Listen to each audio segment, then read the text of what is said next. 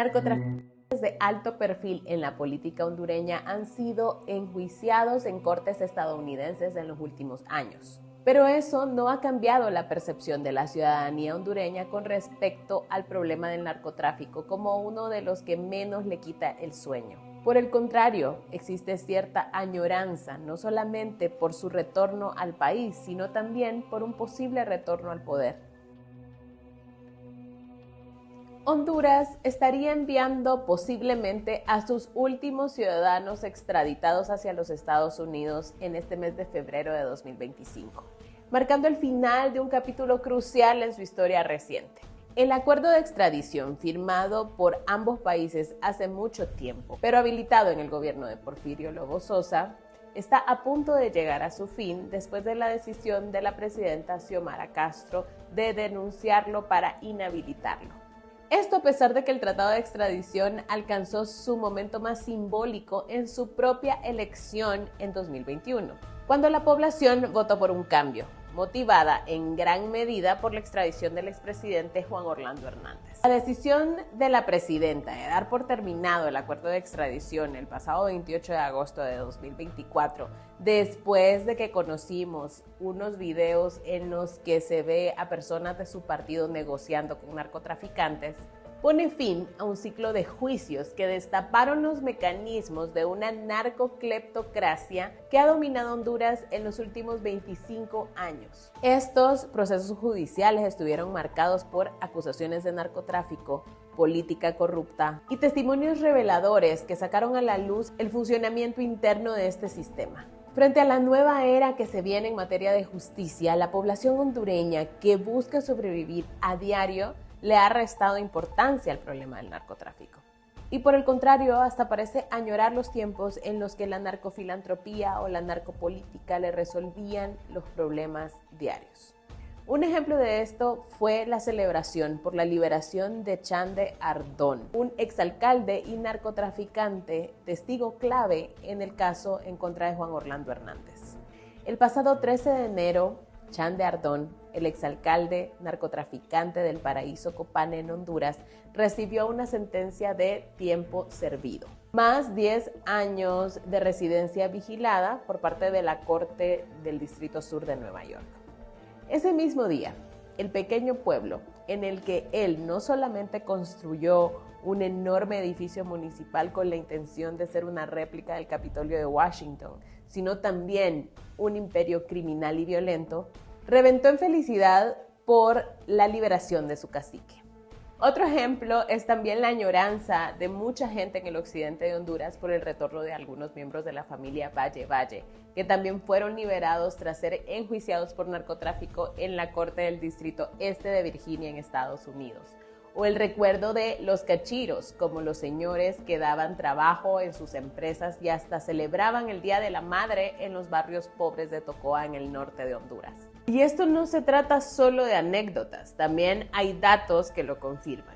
Por ejemplo, en 2024, en el sondeo de opinión pública que realiza el equipo de reflexión, investigación y comunicación, ERIC, se puede ver cómo la gente encuestada, una muestra nacional, opina que la crisis económica supera todos los problemas en el país y que otros problemas como la salud, la educación, la violencia, la impunidad, la extorsión, las maras y pandillas, el crimen organizado, el narcotráfico, preocupan a menos del 3% de la población.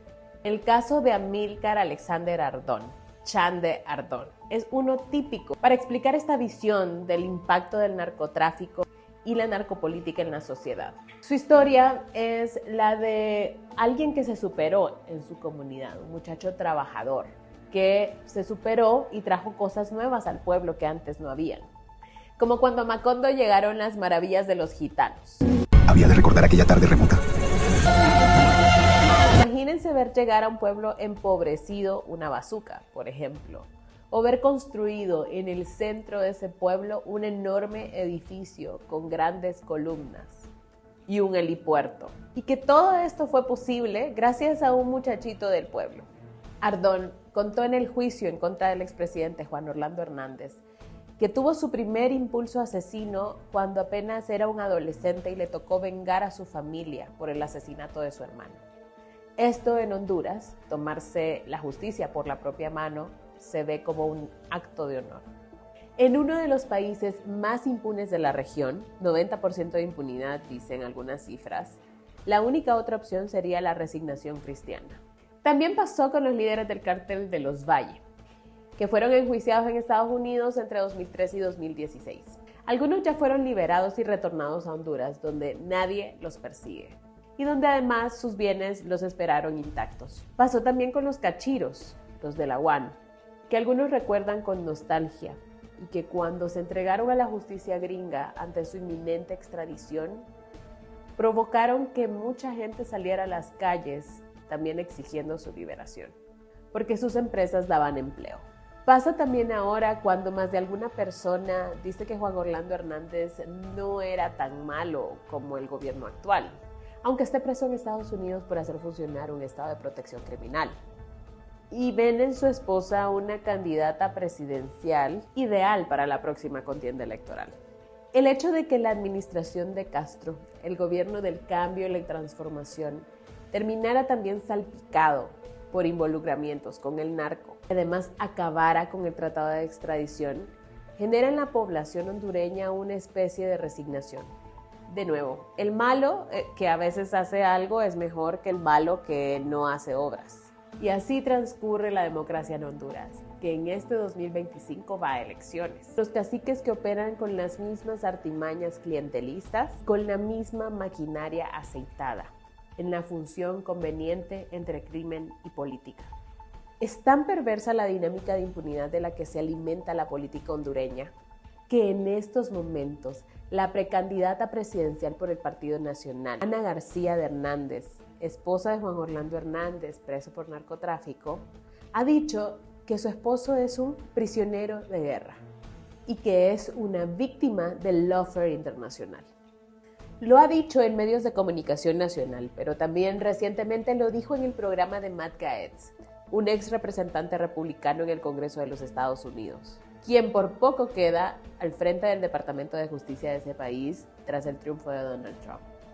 El lobby pro Juan Orlando Hernández en Estados Unidos quiere lograr un indulto en ese país, pero también cada día le dice a la sociedad hondureña que el expresidente condenado por narcotráfico puede salvar su país. En cuanto a los juicios en Estados Unidos, queda la amarga sensación de que los grandes beneficiados fueron los narcotraficantes, quienes compraron su libertad entregando a los políticos que facilitaron sus operaciones sangrientas. Mientras que en Honduras siguen cayendo presos solamente los más pobres, los eslabones más débiles de una cadena de crímenes que al final son los que sostienen el país.